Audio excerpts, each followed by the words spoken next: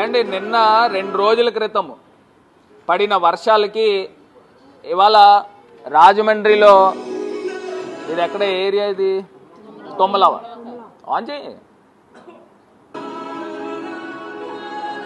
ఇప్పుడు గతంలో ఎలక్షన్స్ టైంలో ఇదే సోషల్ మీడియాలో ఒకసారి వర్షం పడినప్పుడు అకాలంగా వర్షం పడినప్పుడు నా పైన నిందలు వేశారు.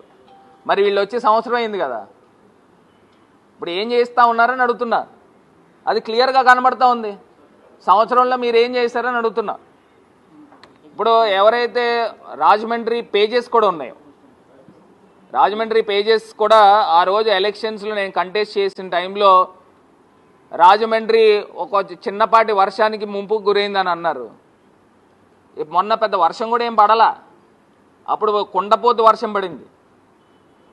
మరి ఇప్పుడు ఈ పరిస్థితులు ఉన్నప్పుడు ఎవరు పేజెస్ ఎవరు మాట్లాడట్లా? పెట్టిన వాళ్ళు డిలీట్ చేశారండి. అంటే మరి దగ్గరుండి చేయిస్తున్నట్టున్నాడు ఈవీఎం ఎమ్మెల్యే. అదేవిధంగా నిన్న ఈవీఎం ఎమ్మెల్యే అవినీతి భాగవతం కూడా ఇంకొక భూ కబ్జా గురించి కూడా చూపిస్తాను. ఒకసారి చూపించు, పెట్టు.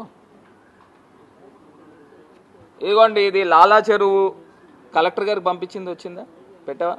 లాలా చెరువు దగ్గర 1385 గజాలు స్థలం.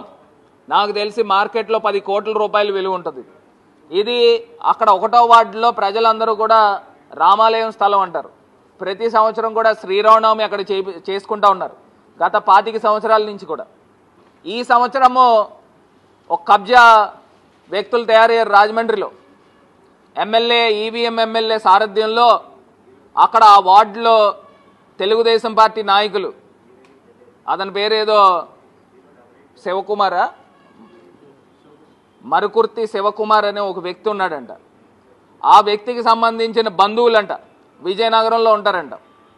ఆ విజయనగరంలో ఆ లేడీస్ పేరు పైన రిజిస్ట్రేషన్ చేయించి దీనికి కొంతమంది ఎవరో భూమాఫియా వాళ్ళు తయారయ్యారంట. ఎవరో కాశీ అంట. ఆ కాశీ అన్న అతను ఈవీఎం ఎమ్మెల్యే, వీళ్ళిద్దరూ వాటాదారులంట. దీనిపైన కూడా పూర్తిస్థాయి ఎంక్వైరీ చేయాల. నా చొరవతో, నా శ్రద్ధతో, నా త్రికరణ శుద్ధితో మోరంపూడి ఫ్లైఓవర్ కంప్లీట్ చేశారు. ఇప్పుడు ఇదే ఫ్లైఓవరు ఇదే కాంట్రాక్టరు అక్కడ జొన్నాడు దగ్గర కడతా ఉన్నాడు. ఇప్పుడు దాకా స్తంభాలు కూడా పైకి లెగల. ఎందుకు లెగల?